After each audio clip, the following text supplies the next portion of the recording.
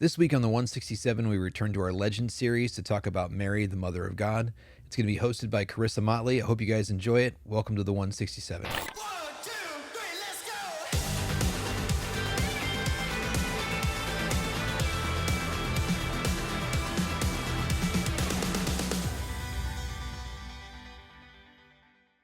Hey, welcome back to the 167. My name is Carissa. I am here with Pastor Lucas. Good morrow to you, or afternoon, or evening. At whatever time of day you are joining us for the 167. And Pastor Rick, who's still fixing his microphone. Hi. Oh, Yeah, hi. hey, what is this thing in front What of is me? this? What are we Yes, doing? It's a new thing. This is Got so it. strange. Well, it keeps moving. I know, mine did too. I had to, it was All right, we're good. wiggly today. Thank you. Technology. I'm here. That technology, man. ready to All right, fantastic. Would it be more appropriate to just say good tidings we bring? Good tidings. To you and your kin.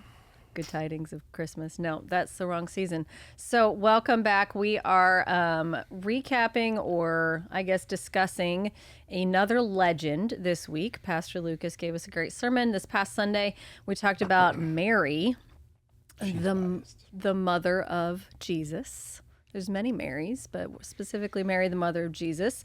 And, you know, I don't know when you're watching this, but at the time of recording, this coming Sunday is Mother's Day. It is. Woo! So hint, hint, reminder, if you haven't yet gotten your mother Was that directed at me? or had your children get their mother a gift, got a few days. It's only Tuesday at the time of recording. So, you know, get on that. Amazon Prime, save me Amazon. now. We do live so close that Next you can day get delivery. it tomorrow. Same day delivery. So Amazon's here for all of you. But in honor of Mother's Day coming up this Sunday, I was just interested if either of you could think of what is a trait that your mom demonstrated to you or that you saw her exhibit that maybe you didn't really appreciate until later in your life. There's some things we don't appreciate as kids growing up. I came home a few times late, and I don't mean late for my curfew because I never had a curfew. So my parents, they never gave me a curfew. My rule was that I had to call if I changed location, so they always knew where I was. But there was a couple times where I did not make a wise choice about that, and I remember distinctly one time I had been to college. I was home for the summer, and I came home at about 2 a.m. and my mom, we had this, like, you might call it like a Florida room. It was like a covered porch, screened-in porch. And I came home, and she was just waiting. And She waited up for you until 2 a.m. Oh, I would yeah, have been it was crazy. ticked. And I came home and I was like, "What are you doing?" And she was like, "I was worried sick." And da-da-da. And I was just like, I've never had a curfew in high school, and now, you know, like Right. I'm in college, and why on earth are you waiting up for me? Like, I've never not come home. And even, I don't think she could explain it, because she just said, it's not that I stayed up, I woke up and you weren't home. And so then she waited up, and this is, Pre-cell phone, yeah, GPS I mean, location. we probably had cell phones, but she didn't. I don't know why she didn't call me, but like I came home, and so she was up, and I was like, that's so weird to worry about your kids like that. And I think now I understand, when I sit around and go, where's my kid, and so I worry about them, and so I did not appreciate how much worry I think I caused my mother. That's fair. Yeah. So just, when I saw that and quickly tried to process, so my mom, so she was, in all respect and honor, she was a mess for a lot of her life. And so, I was trying to think through the changes of her life. And I think the trait that really stands out is she never gave up. Yeah. She continued on. I've got siblings from, like, I don't know where they're, like, I don't even know if they know who they're, how we're all connected. Yeah. Other than our mom. Your mom. Is Right. the common Right. denominator. And so, but she she persevered. She continued on. She made changes in her life as she got older, and just that endurance, that perseverance. And so, yeah. And you So- don't kind of pay attention to that when you're younger. No. You think like, back, right? You think Yeah, back I- and you notice those things. Yeah, when I was a kid, and I mean, it was looking back, like, yes, our family was pretty dysfunctional. Sure. You know, Sure. it was family. It was just how it was. normal Yeah. then. I don't Yeah. really know how to describe that. Yeah, no, I think that's it. That's what I was thinking about with my own mom is that as a kid, we've talked about this before. Like, I didn't know that we were poor, but we were poor, right? Like, we were a one income family my whole life, and it was my dad worked. He was a teacher. He was a pastor, but never like at a church. He would do like interim work and stuff like that. And so we just never had very much money. But as a kid, I didn't know that, right? Like that, like you said, it was just how we lived. And I didn't know any different. And my life wasn't bad.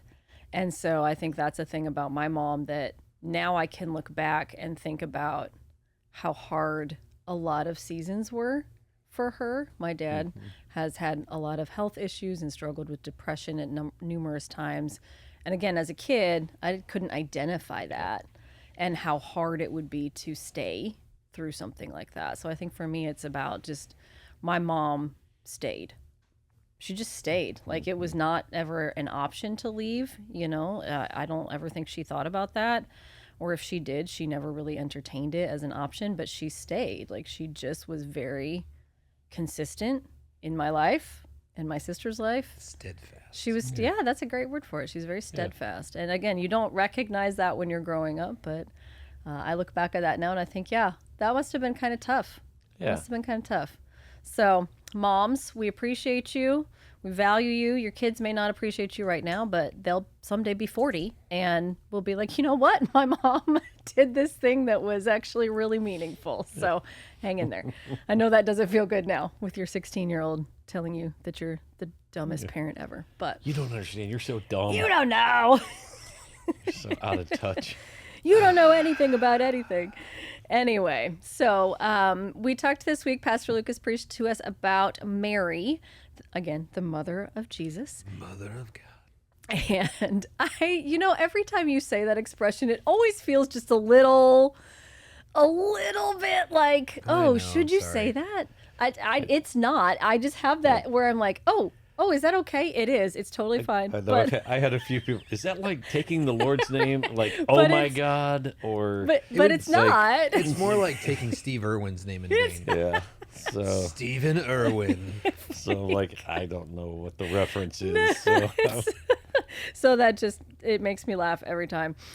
So we're going to just talk a little bit about the idea you talked about a lot this week was that obviously we know that Mary conceived Jesus, and that was a miraculous process. And so you used the word conception a lot this week. And just in kind of like spiritual context, the word conception just means the beginning of something new, right? And so we know that happens with human life. Obviously, that's what conception is. When you conceive a child, it's something new, a new life.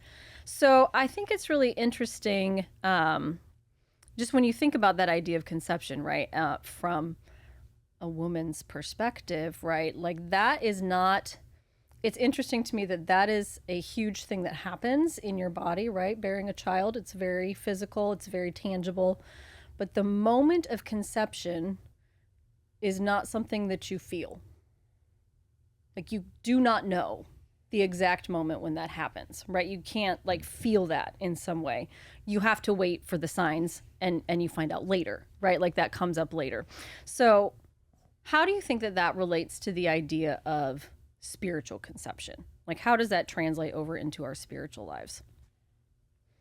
I mean, I don't know about you guys, but I kind of shared this a little bit about my story where I said I went into the ministry at 17. That was not the first time that the Lord asked me. And so I think sometimes it can relate to that in the sense of you don't really understand what you're agreeing to.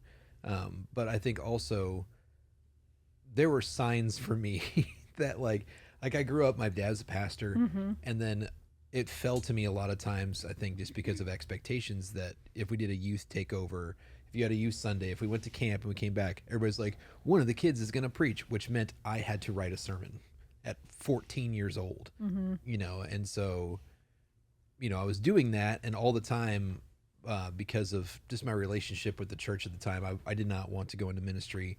I had some bitterness in my heart. And so I remember like looking back on it, there was a guy that visited our church, and we were a very, I would say almost Church of Christ Baptist. It was a non-denominational Christian church, but very conservative.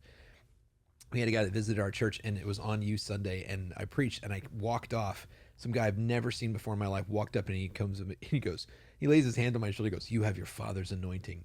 And at 14, I'm like, whatever. What does that mean? You're weird. And Yeah. then the guy, like, you know, he must have been visiting or something. I never saw him again. And so like today, if somebody like did that, you'd be like, oh my gosh, it was a prophetic word that was given. But you know, he said that to me, and I was annoyed by it. And so I think that sometimes God can be trying to conceive something in your life and trying to call you into something new, and you can just, like you said, you don't even feel it. You don't sense that it's going on. You don't even sense that the Lord, like now that I look back on that, I'm like, oh, the Lord's preparing me at 14 to start writing sermons to get more reps in. And it's like, I did not perceive that at all. Sure. Yeah. Yeah, so my journey's very different. Trudy and I found ourselves in a church. We were 30 years old, something like that, late 20s. Had started attending a church, felt connected. It's the church where we met Randy and Lisa Swearingen. And so we were just attending that church, and then were asked fairly quickly after we started attending if we would be interested in being part of the greeter team and just be by a door and welcome people. And so going back to your message, we said yes. Yeah. Yes, we'll do that. It was just opening a door, smiling. We didn't require anything, but that yes led to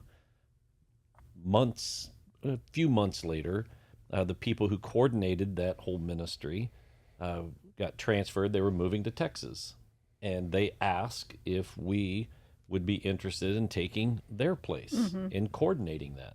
We hadn't been at the church that long, and suddenly it's, hey, would you do this? Looking back, we were probably the only suckers. Like, Who can we get? Here's the new people. They're Get new. them. They don't know. But when they asked us that, our answer was yes. Like, we'll do that. Sure.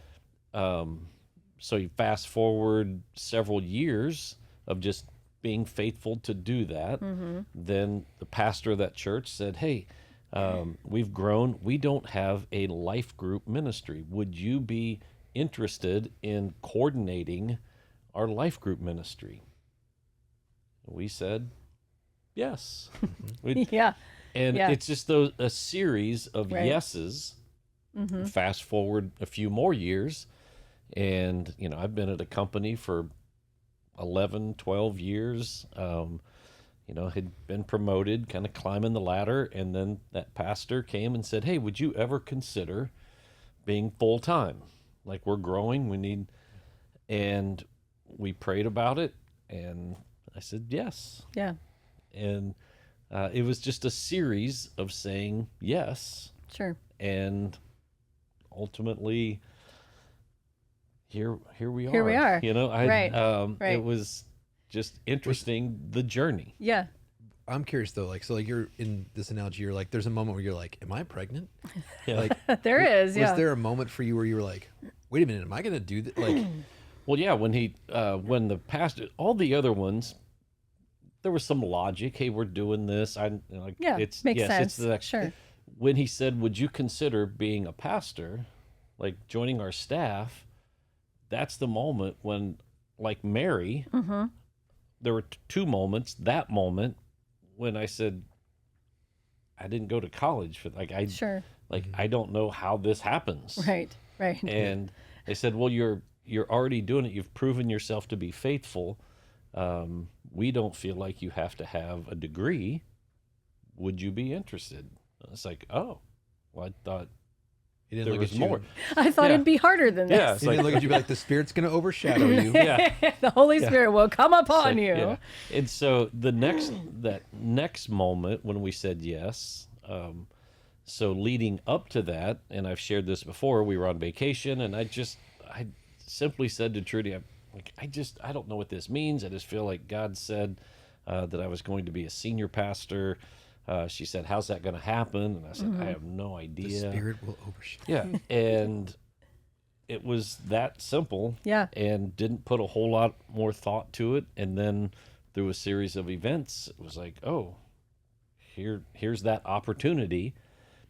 It wasn't that I was out seeking Yeah, that. sure. I wasn't, trying to find. It was just, boom, there it was. There it was, yeah. And then apparently that's what happens when you get pregnant. It's like I don't know Just what happened. happens. Just boom. It just It's happens. and It's people that try to, it does not. No, Yeah. it does not just happen. no. No.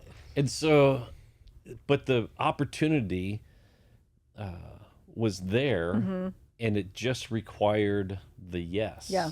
The so Yeah, no, that's great. And I think that leads into, you kind of hit on that Mary says yes at conception, right? Like she says yes even before anything has happened to her. And she gets the benefit. This is what I always think about, right? Like an angel comes to her. She gets Gabriel. as angels do. Like Gabriel comes and says, "Hey, sometimes in my life I'm like, it would be a lot easier to say yes if the angel Gabriel came and told me a thing, right? Like that's very definitive. Hey, this thing is about to happen to you. We just need you to agree to it, right? And so Here's a contract.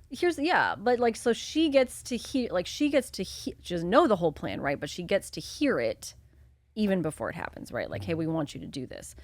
So I think for us sometimes, like you just said, you had that moment of, I feel like the Lord's saying this thing to me and I don't know where it's going. So you got to say yes at the conception of it. But how do you think that we know how can we know when God wants to do that in our lives? Like, because if we don't get an angel, Yeah. like what, Well, what and are some other ways we So can I- know? Yeah, so I think that there are signs. So like women, though they don't know the precise moment of conception, fairly quickly there are signs without Yes. going into great detail Right. that Right. I'm something- curious. No, it's like, well, from my vast wealth of experience, I could. Yeah, here's what happened to me. You are correct. Yeah. There are signs. And so, Yeah. you start to like something's different. Yes, you feel different. And then there are other signs that like, oh, I think like I Right. better investigate I better this check. more. Yep. And so you do the test. Yep. And then you're in shock, and you're like, Mm-hmm. then I'm you do taking the another test test. again because I'm gonna take that fleece and flip it over. Yeah. and- So it's like, okay, let's try this again. Yeah. And then reality starts to hit you, and like, oh, this is real. But I still don't feel a Yeah. whole lot different. There are Right. just some things that I'm noticing, and then it's a process of saying, "Wow, I've gained a little weight," or Right. now there's a little Right. there. And so again, I think it's not a blanket statement, but for the most part, they're incremental little things that if you're not careful, you can overlook You can them. miss it for sure. Which is mind-boggling to women who have been pregnant to hear from a woman who says, Right. I was 7 months pregnant. I had didn't no even idea." know. Or It is. I didn't know I was pregnant till the Right. baby was coming out. Shocking. And you're like, How? How could you not? How could you not know? But Exactly. that does happen. Sure, And it it happens does. spiritually where Yeah. people are like, I had no idea God was doing this. And then and God's like, are you serious? How did you miss that? How did you miss all the Right. signs up to this point? Right. Right. No, that's good. Well, yeah. I wanted to do more research on some of this, but I was going to get flagged by our software. But Please continue. I would like to hear you kind of explain it from, I think, your point of view, how women feel about this. But I would almost say, like, when God was calling to the ministry, it became like an itch that I couldn't scratch. Okay. And so it's like, even before I had the moment where I said yes to the Lord, like, it was something that was very palpable for me. It was very almost tangible in my body. When I was like sitting at CIY and, it's like, I have to say yes to this call. But I think that happens for moms too, for women, where they start to go, I want a child. Like, and it becomes something that might start small, like baby fever, when you hold somebody else, but then it becomes something that just grows and grows and grows. And it's like, it becomes, and I think that's also why it's so hard when women want to get pregnant and they can't. Yeah. When they try for family, it becomes this buildup inside of you. Yeah. So I don't know if that relates It's like, or what's your question? well, in I that? didn't know if you could explain that to us essentially from that perspective, but like that's how I think it feels to me spiritually. Would you say that's fair? Like that there's a lot of buildup, that there's anticipation, or Yeah, like it became like for me it became an irritation. Like okay, what do you mean by that? so Like it was irritating to you to be called into the ministry?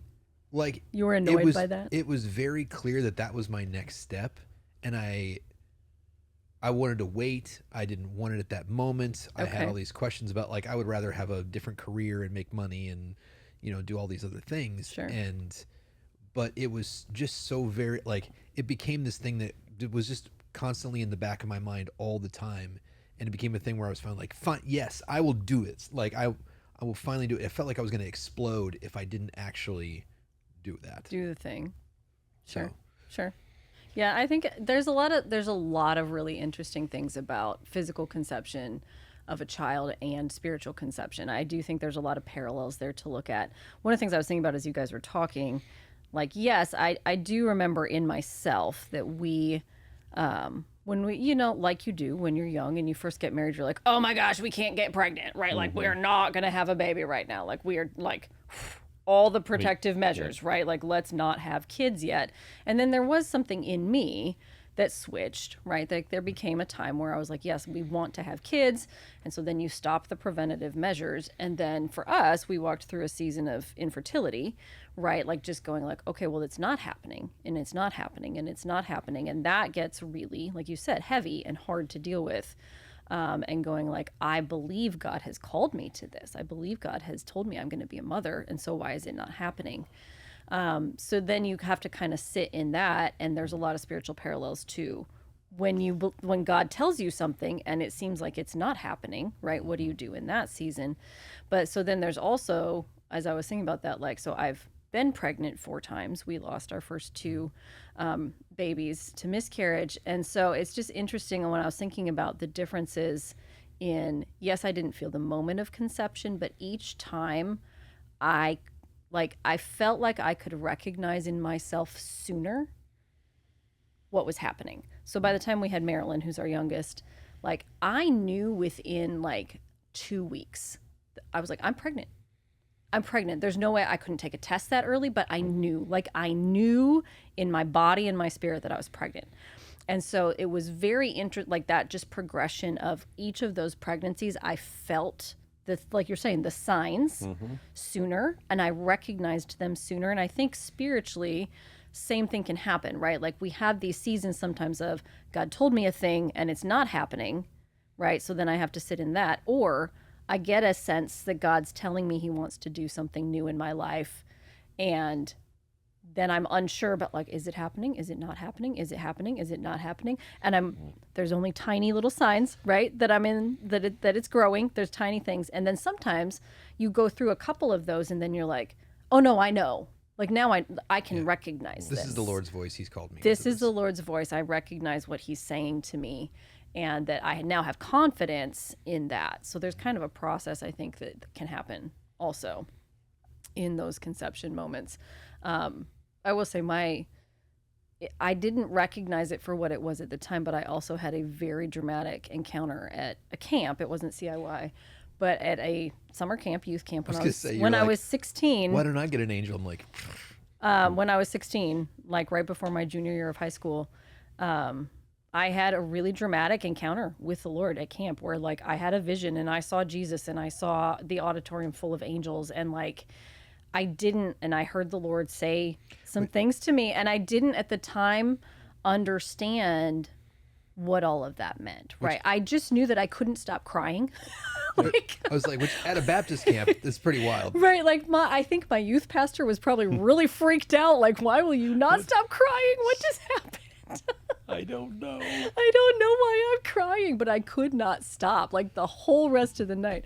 So that I can look at that now and interpret what the Lord was telling me as like, oh yeah, I see how that has played out. But yeah, at that moment, I didn't think that was the start of anything. Yeah. Well, and honestly, like I said, I feel like that sometimes where people are like, how come I don't get to experience a miracle or I don't get An angel. an angel? And I'm like, but people, I think like, you're like, got to see this vision. I'm like, some people never get that. And it's like, and Mary got it a couple of times. Like Right, there's an right. angel actually that appears to Joseph more often Yes. than Mary, but it's just like, you know, I don't know if Gabriel came back and revisited her at when Jesus was 12 and 16, but it's like a lot of times we have a really intense encounter with God and he calls us to something and then we're like, well, wait a minute, aren't you going to come back every so often to give me an update on this? And Right. it's like, and we're expecting that, where the people in the Bible, they got it like one time. Yeah, the big announcement, and then you just gotta walk through it. There it is. Right. So you also said this really interesting thing, I think, in the sermon that is like the next part of this for me, where we're talking about, okay, so if I, the Lord wants to conceive something, I say yes, and I maybe start to see signs of that happening. You said Satan doesn't want to contend with a fully formed, realized plan of God. So he doesn't want you to get to the fruition, right? He doesn't want the child to be born. So he tries to stop the conception. So what do you think are some ways that this happens that we can kind of recognize versus, I don't, like, we've talked about this before. Like, you don't just want to be, oh, like the enemy's out to get me. The enemy's out to get me because my car won't start. Or, like some of those things that people chalk up to that. Like, how do we tell the difference when the enemy is actually like contending against the plans of God versus maybe inconvenient situations in our lives? What do you think is the difference there? How do we tell that? Ooh. I think, I mean, one of the ways Help the people know the immediately difference. I think that a lot of people relate to is generally when you get a breakthrough or God speaks to you or you kind of make a forward step. I think usually immediately, like people will say, oh, I immediately endured extra, kind of pressure. I was under attack. I was under attack. And that can be true. And some of it is just you feel the call to what you're doing and then you screw up. Like Okay. you make a mistake, you sin. Like we deal with people in freedom where it's like, oh, I got free of addiction and I was clean and sober for 2 weeks and then I had a drink. Okay. And I'm like, cool. Like, so you're 2 weeks into that process and you mess up. And then now you have another choice of to go, oh, well, none of this counted. God's not really working in my life. I guess I'm still just a screw up. I'm going to go back to this. Okay. Is like, that's a really great way that I believe that we either in our flesh or Satan can contend against us to kill it in its infancy, where it's like a lot of times people are like, oh, good, I made this breakthrough. And then immediately they mess up or fall down. Or, if they say, if they're in, I'm addicted to pornography or I'm addicted to a substance, and then immediately they have a relapse. And it's like, that doesn't necessarily mean that God didn't speak to you and he didn't call you to something. And so I think that Satan there kind of keeps giving you reasons to not keep pressing forward. And people have this idea that if I receive a call or if I do this, I'll never experience temptation ever again in my whole life. Okay. I'll never, because I have a healing in one part of my body, I will never hurt in any other part of my body Sure. for my entire life. And it's like, and then they take that as discouragement and it allows Satan to kind of kill what God is doing you in its infancy. Sure. Rather than you going, hey, creation's broken, life is, painful, and I'm going to keep pressing on. Okay. And so I think that pressing and not the expectation that just because you say yes to God, I mean, like Mary, she wasn't relieved of the curse of having pain in childbirth, Right. and she Right. wasn't relieved of being a worried mother when her son went missing for 3 days. Right. Like Right. it didn't become less painful for her than everybody else. She just had purpose and direction and That's vision and good. mission. That's a good point. So, the question being, okay, the fully formed, realized plan of God, or kind of to reframe that, Satan doesn't want to go head to head with Jesus. Oh, for sure. Yeah. Right. So he wants to come down a notch. And so we're in the middle. Right. So we're not Jesus. Right. So he attacks us. We're vulnerable. Yeah. Jesus is not vulnerable. And so the attack comes against us. So when you said, we tend to blame Satan and, look for Satan under every rock, it is a bit of a dichotomy, though he's not there, he is there, or the potential of him being there. Right. Yeah. And so that's the thing. So Scripture parallels physical battle, wars, fighting with the spiritual realm and spiritual fighting. So there are some parallels.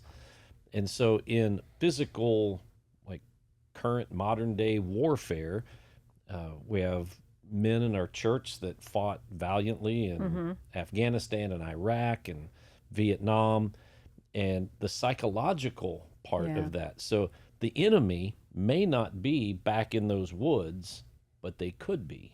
Sure. Right? And so Sure. it's hard to differentiate Yeah. between whether Satan is there or if he could be there. Sure. And it doesn't matter if he's there or not. It just matters if you think he's there. Right? And so there's that psychological warfare that goes on in a spiritual realm. And so when the enemy attacks us, he's attacking a place of vulnerability Yeah. because, like, we do walk by faith. We're not Jesus. We're not, so we have to trust him. But when you think something is out there that you're walking towards the plan of God, but there's also an attack that Yeah. could be there, Right. then you hesitate. And when you hesitate, then it causes an opportunity for attack.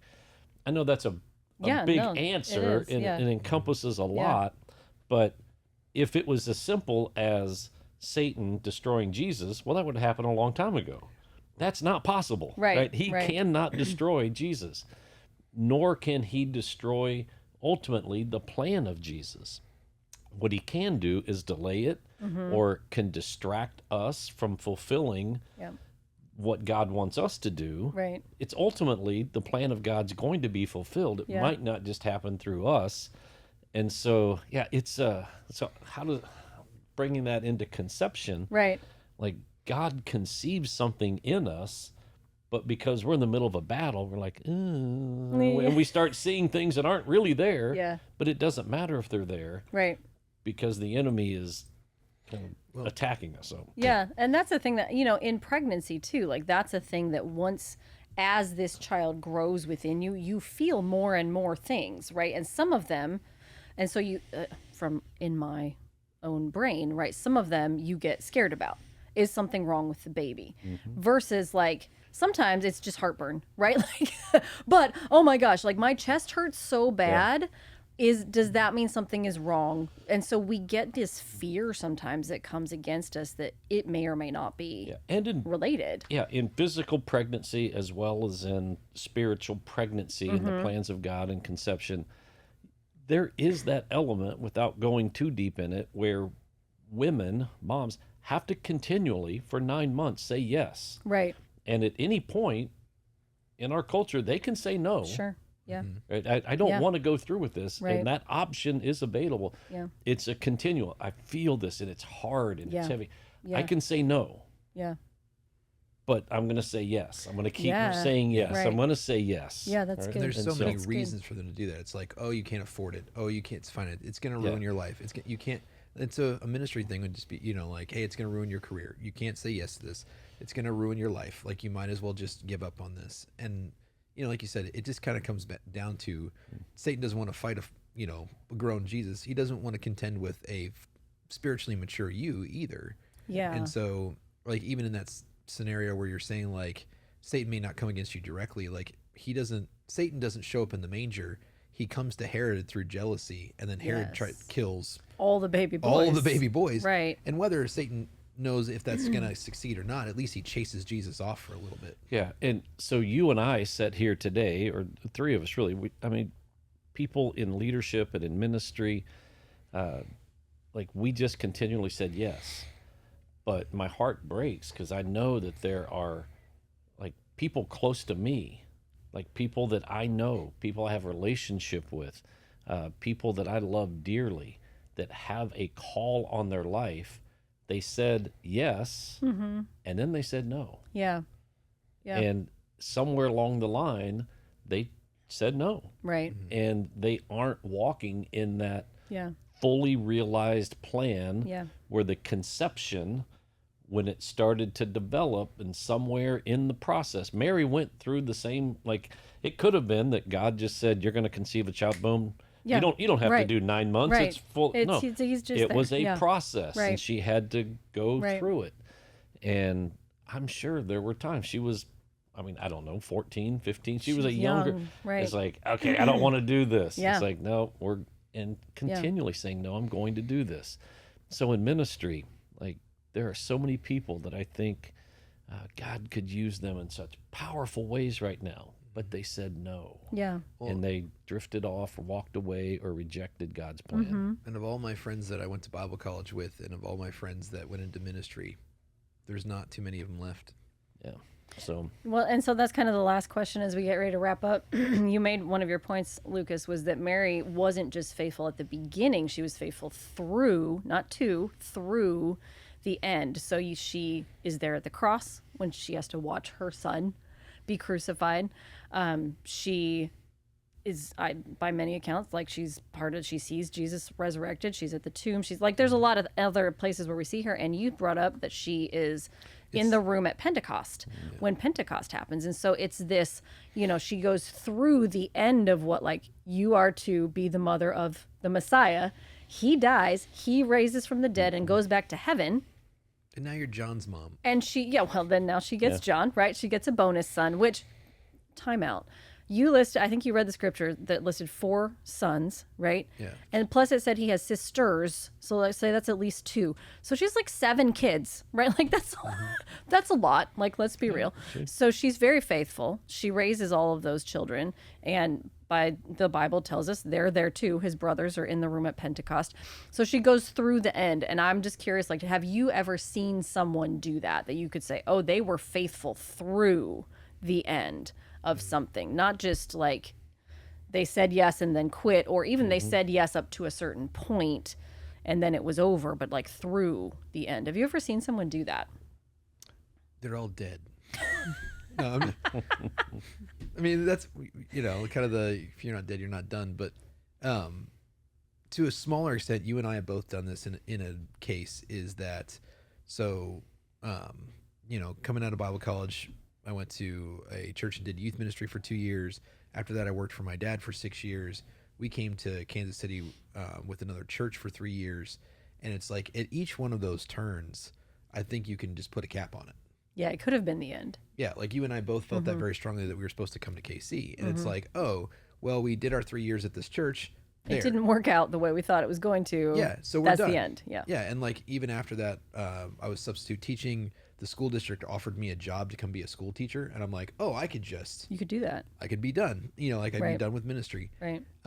Same thing with you. Like you were at a church, and then that ended, and then you came to New Life. And had you put a cap on that, none of us would be here. Right. And so I think that you see ministers that stay in the ministry continue to lead through that. But I also see,